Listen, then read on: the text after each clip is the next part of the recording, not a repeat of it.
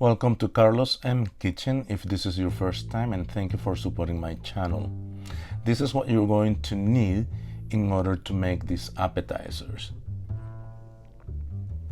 10 grams or 1/3 of an ounce of pine nuts, 3 minced garlic cloves, and you're going to need 3 pans, one for the nuts, another one for the spinach, and the last one for the mushrooms and garlic. I preheated the pan on medium heat and added the pine nuts to toast them for about 1 minute. And I got them out of the pan immediately because if not, they will burn. So just be aware of that. Saute the garlic on medium heat for about 1 minute and add the mushrooms. I'm flavoring the oil.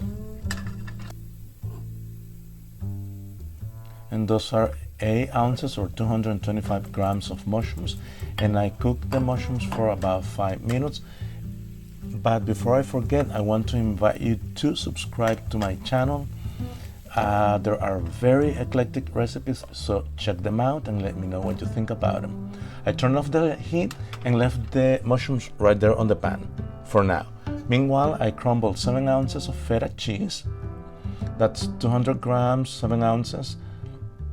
And I'm gonna use it in 2 parts. In my opinion, that is the best fit for the spinach. They go really well together. The oil is hot, so now I add the spinach. That's 340 grams or 12 ounces of baby spinach. It looks like a lot once you put it on the pan, but you know that is going to wilt into nothing. Then I added a little bit of salt to make them sweat. I need to get most of the water out of it because too much water will ruin the dough. And see, they have a lot of water, but still I'm gonna pass it through a colander because still it is too much water, too much juice. Then I returned them to the pan and added 3 tablespoons of their own use and 1 teaspoon of cornstarch that will thicken all the ingredients that have some sort of liquid, like the mushrooms and the water from the spinach and the cheese. And speaking of mushrooms, I added them to the spinach and mixed them well together,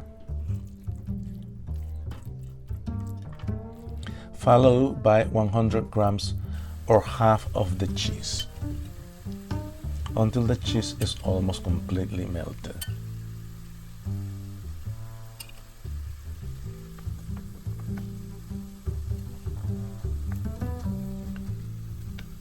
How do you like your spinach? How do you cook it?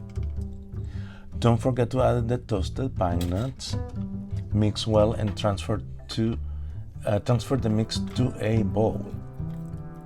And we're going to put that into the fridge for about 2 hours, a minimum of 2 hours.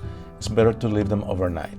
Then on an empanada disc or discos de empanadas, hojaldradas, that's the way you're going to find them in the frozen aisle of your grocery store. You will add the filling in the center of the disc. Those are pre-made discs. And I will start making pleats like so. The dough will hold its shape very well, as you can see. It's very easy to make them because it's not complicated at all. And just go around them.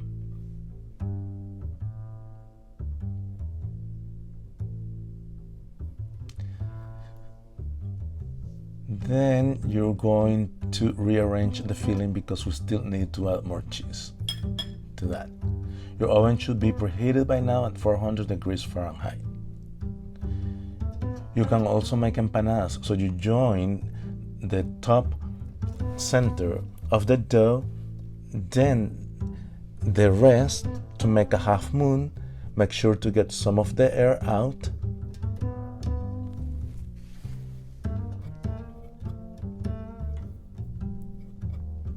Then you're going to bring the dough almost over your index finger to seal it. However, don't forget that you can do it with a fork as well, you know. What do you think about this recipe? Let me know in the comments below.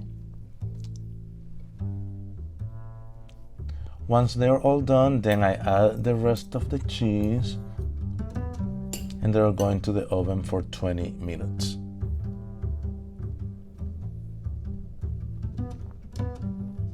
And that's the result. They come out really good. I waited 5 minutes before putting them on a cooling rack so that the whole pastry is light and crunchy. They smell and taste incredible.